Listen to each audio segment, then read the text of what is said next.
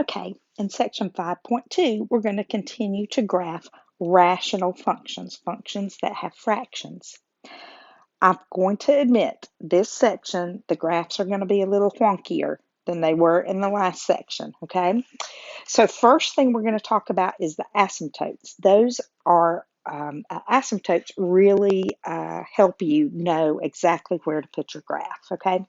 So vertical asymptotes are always determined by the denominator. Whatever makes the denominator 0 is going to give you your vertical asymptote, okay? Horizontal ones are a little bit different. That's going to depend on the degree of the numerator and the degree of the denominator of your function, okay? So let's look at case 1. In case 1, look at the exponent in the numerator. It's x squared. Um, the one in the denominator is x to the first. So notice that the numerator is bigger than the denominator. The 2 is bigger than the 1. So when that happens, you will always have no horizontal asymptote. Okay, so there's not going to be a horizontal asymptote on that one. Now, when it's reversed, so that the denominator is actually, excuse me, let me put it the other way. When the numerator is actually smaller than the denominator, so that the big one is on the bottom, then it's going to be y equals 0. Okay, so if the big one's on top, there's none. If the big one's on the bottom, there's going to be an asymptote at y equals 0. What happens when they're equal? Well, that's sort of cool. When they're equal, see the squares are equal, your asymptote is going to be your leading coefficients. So y is equal to the leading coefficient of the top divided by the leading coefficient of the bottom. So this one, it would be y equals 3 halves, or 1.5. Okay, so the horizontal asymptotes are a little bit weird in this section. Okay, you also might have an actual hole in your graph. So it might look like a straight line, but except there's a hole in it. Okay, so that only happens when you have identical factors on the top and the bottom, like in case number 3. Okay, so there is a value that creates a 0 on the top and a 0 on the bottom. Later on, we're going to do some examples to show you that. Okay. And then finally, you're going to find the intercepts.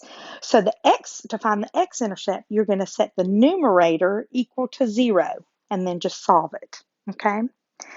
To get the y-intercept, you're going to plug in 0 for every x and then simplify, okay? So this probably won't make sense until we do a few, all right? But let's summarize real quick, okay? So for the VA, the vertical asymptote, you're going to set the bottom equal to 0 and solve it. And that would be x equals whatever that number is, okay? For the horizontal asymptotes, remember you're going to look at the degrees of each one of them, okay? For the whole, that only happens when you have identical factors. For the x-intercept, you're going to take the top and set it equal to 0. So the vertical asymptote, bottom is equal to 0. X-intercept, the top is equal to 0 and solve. Okay, and then for the y-intercept, plug in 0. So x equals 0 and solve.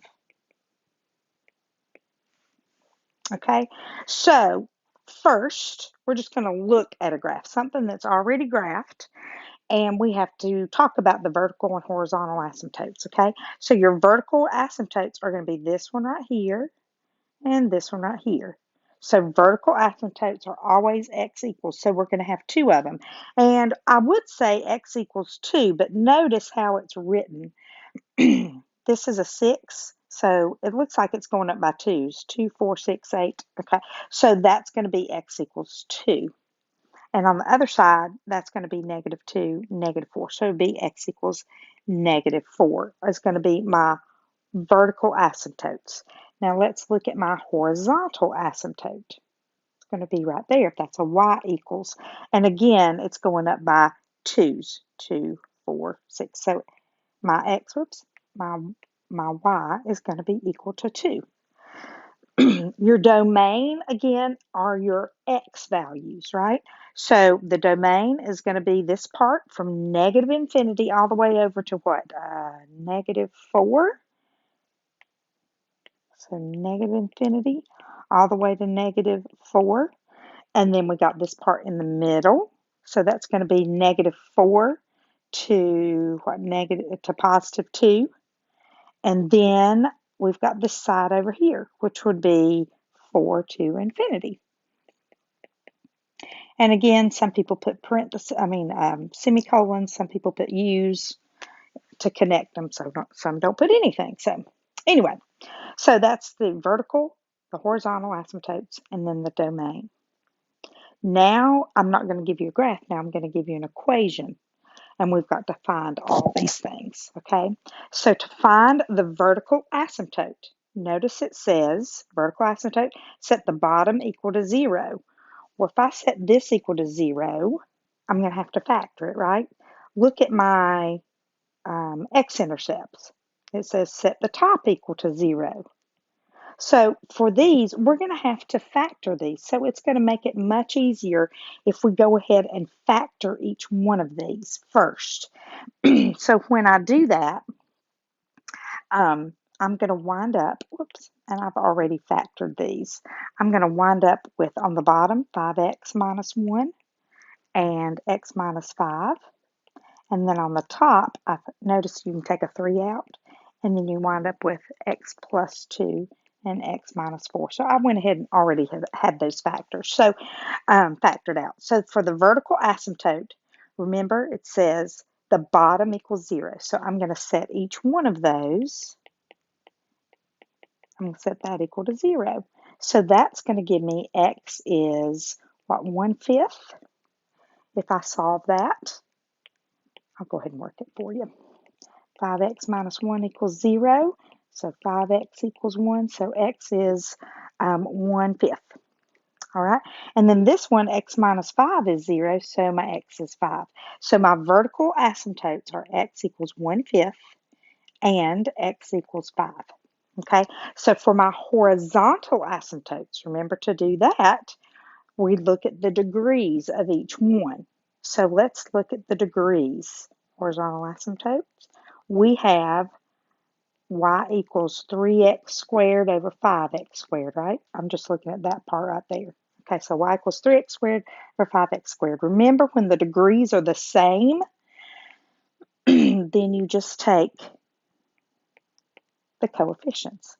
So y equals 3/5. So my horizontal asymptote is y equals 3/5 based on the degrees, since they're the same.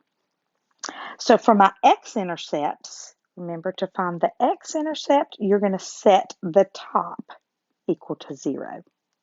Top equal to 0. So let's get our top. We've already factored it, so that makes life much easier for us. So what would make that 0? A -2, right? And what would make that 0? A 4. So we have intercepts of -2, 0, and 4, 0. And your book likes for you to write it as an ordered pair. Okay. Now to get your y-intercept, you're going to just plug in 0. Okay. So I'm going to take y-intercept. I'm just going to plug in 0. 0, 3x squared minus another 0 minus 24. And then on the bottom, 5 times 0 squared, that's 0, minus another 0, and a plus 5. So my y-intercept is -24/5, which is what, about 4 4/5, -4 4/5. Now they want to know the domain. Now it always helps me when I just sort of go ahead and I just draw my vertical asymptotes. So that's at 1/5 and that's at 5. So my domain is going to be this over here, then this in the middle, then that over there. So I'm going to have, let's see, I'm going to have negative infinity to 1/5, and then 1/5 to 5, and then 5 to infinity. Okay. We have to be able to answer all these questions before we can start actually graphing. Okay, so I'm going to pause and let you guys look back over this. Okay, and then we're going to actually graph 3 or 4 of these.